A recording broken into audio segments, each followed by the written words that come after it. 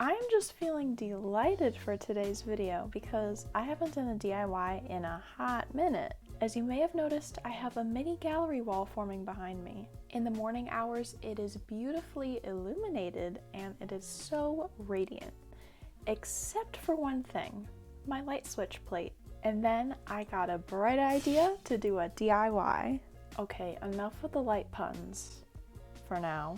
For today's video, I'm going to be doing a little light switch cover revamping, a little refurbishing, or as some may call it, zhuzhing it up.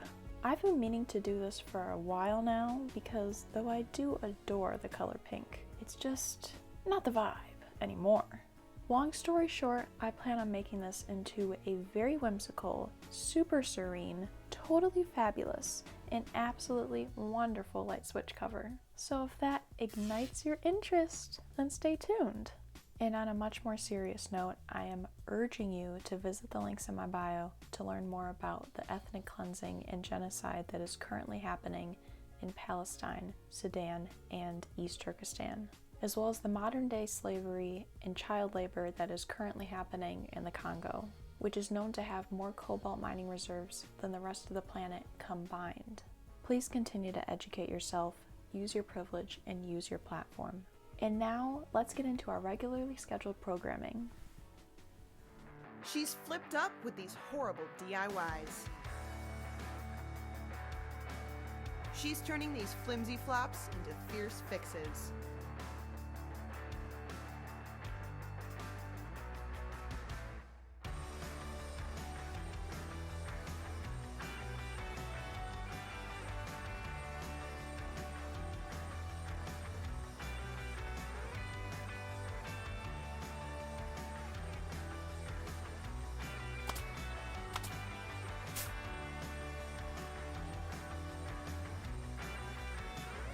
This is Flipper Upper.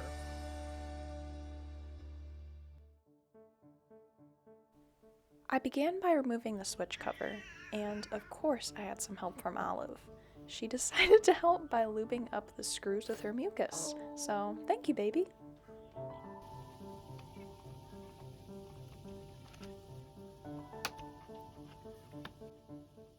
As you can see in these close-ups, the layers upon layers of paint are quite noticeable, especially with these wild brush strokes. And don't even get me started on these crusty and dusty looking letters because I truly do not know why I didn't make them look more, I don't know, good? So I went to town with a wrench, just trying to chisel everything away, break it down, and tear up this weirdly gunky looking air dry clay with many layers of acrylic paint. When the letters are mostly taken care of, I went ham with the sanding block to sand away all the rest of the letters in intense brushstrokes, revealing what was originally under the pink. But I had painted it this really interesting shade of green, and it was really patchy, and I think my plan was to make it look like moss? I don't really know, but as you can see, there's also some purple in the lettering, and I do not even remember doing that.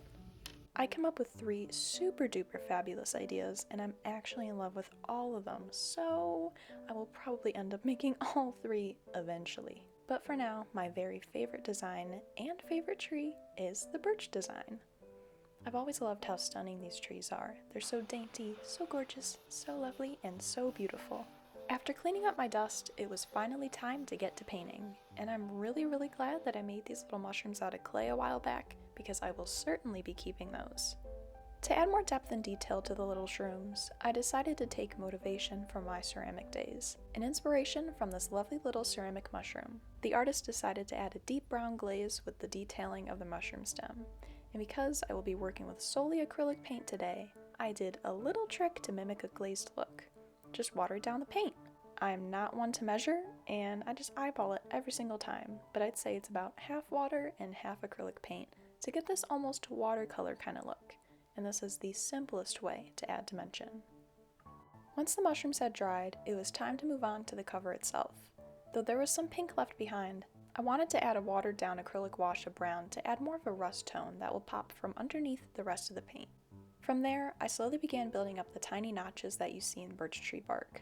I did thin layers at a time in order to build up that almost translucent, kind of dusty look that the bark has. I then took a quick break to begin the next part of this project, and perhaps my most favorite. So I really wanted to add more three-dimensional details to the bark, and before starting this project, I would have little figurines sitting on the large mushroom that would be switched out occasionally, but I just need more. So I got to thinking, what is a small little critter that I could create? And then it hit me! A certain critter that I've always loved. They're beautiful, they'll fit perfectly on this cover, and they light up the night sky, which is perfect for this project. And so I went through all of my crafting supplies to see what I could use, and then I found my plethora of beads, which worked perfectly. It took me a very hot minute to figure out how I could attach the beads together, but I basically created a tiny body with wire, then separately made the head and antenna, 3 sets of legs, and the wings. I then twisted everything together and ended up using a dab of hot glue on the thorax and head. But to be honest, that didn't even really keep it together. But it did add some more depth. I have to give myself a pat on the back, because I thought of this clever hack to make this guy glow. This past spring, I thrifted this giant box of glow-in-the-dark stars, so I took one of the smallest ones, cut off 1/4 portion, and glued that baby to my insect. Once my firefly was completed, I went back to painting the cover, but not before Miss Olive zoomed into my room to check out my DIY insect. I continued by adding a wash of watered-down white paint, followed by a few different layers of varying whites, creams, tans, and browns to add even more depth to the notches. As you'll see, I went over the notches with watered-down gray to dim down the vivid browns, but also to add back some of the overall murky, dusty look of birch bark. As I let the cover dry, I moved on to the next addition to this project. A really fun guy appeared, and I made lichen. I've always been in awe of this gorgeous plant/fungus because it's actually both, and I just learned that. The color variation, different textures and patterns just is absolutely wild and so beautiful, so of course I had to add it to my DIY tree. We already had some dried moss, fortunately, however, no lichen. So I created my very own out of felt, and all I did was paint a layer or two of dusty pale green onto felt, and once that dried, I drew out and cut some squiggly designs. I had originally wanted to use a thinner, more pliable glue to attach the faux lichen and to avoid any hot glue strands, and I had almost opted to use this mega adhesive that would instantly bond my skin together. Yikes! So I just opted for hot glue, and fortunately, barely any residue was visible. So I attached everything to my light switch cover, and just like that, it's time for the reveal.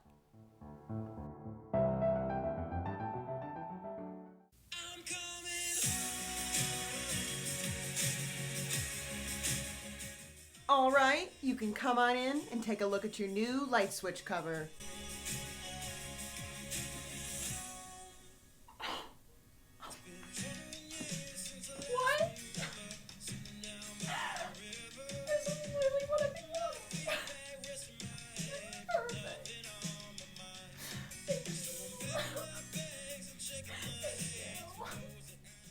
I've been meaning to do this DIY for a while now, but better late than never. Like I mentioned earlier in the video, I always like to have a little sidekick sitting on this mushroom right here, and I think this is quite perfect. This little fairy has been through it all, as you can see, but I just love her look overall, and she's so magical, and seeing that I'm a fairy, I might just have to copy her look soon. But I had such a blast creating this DIY project, and I'm so glad that I can finally scratch it off my to-do list, because I just could not bear to look at that like bubblegum pink TPWK, whatever that was, any longer. And I just think it is so fitting for my room now, and I now have a birch tree in my room. Goals, am I right? I hope to do many more magical DIYs like this, so if you have not already, please make sure to leave a like and subscribe. And if you've made it this far, be sure to comment, "She was a fairy."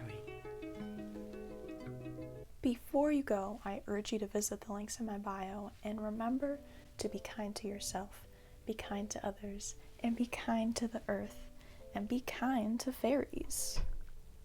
Wait, if that was you on the phone and you on the bus, Then who was flickering the lights?